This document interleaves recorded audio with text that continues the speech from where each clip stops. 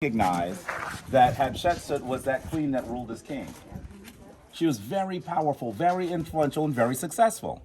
But it was decided later, after her death at some point, that her reign was heretical, that it was unusual for her to do this. And so her image, the story of her, was obscured by history. It is believed that it was erased by priests and higher people.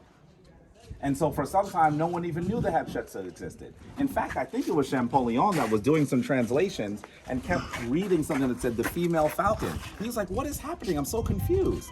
So it's interesting that while there were people who tried to erase the image of Hatshepsut, it could not be erased. The tallest tekken that still stands in Kemet is this one. Do you see how it dwarfs the one of her stepson nephew? This is the one by Hatshepsut.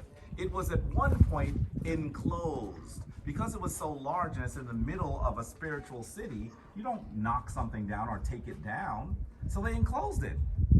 And it's so funny that the enclosing or the hiding of Hatshepsut's greatness is what preserved it. You know what they ever say? Truth crushed down will always come to the light. Will rise. You can't hide her. And so now hers is the largest that is left standing, the most beautiful that is left So standing. what I want to add here, actually, she did not only make one of these tickets, she made two. Actually, they were the same size and the same location within the shrine she made for Amun, her father, because she is the divine person. The story of Hatshepsut, as you saw in the West Bank in her temple, like Al-Dir al-Bahri, she is a divine person of Amun from the mother Ahmos Nefertari. She built a temple here, she dedicated to Amun, her father god. She made the two tikkens. Actually, they were identical, the same size. This is almost like 30 meters. This is almost like, we talk about almost 100 feet, one piece. So this is closer to 600 or 700 tons, okay? 6 or 7. How much is a ton? How many pounds are in a ton? 2,000. This is 600 or 700 tons. Wow. If you just think about how your average SUV is 2 tons.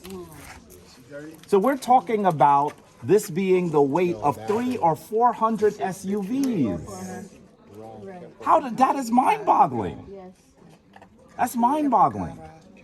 And with the two names of Hatshepsut, Yeah. of course, there is the main one is with the Ma'at Ka-Ra. Ma'at Ka-Ra. Ma'at Ka-Ra, Yeah. right?